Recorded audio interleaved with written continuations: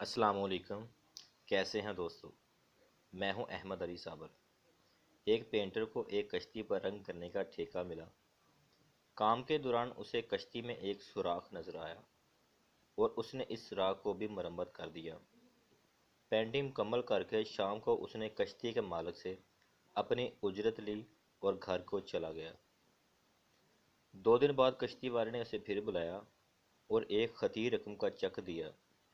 Painter کے استفسار پر اس نے بتایا کہ اگلے دن اس کے بچے بغیر اس کے علم میں لائے کشتی لے کر سمندر کی طرف نکل گئے، اور پھر جب اسے خیال آیا کہ کشتی میں تو ایک سوراخ بھی تھا تو وہ بہت پریشان ہو گیا تھا۔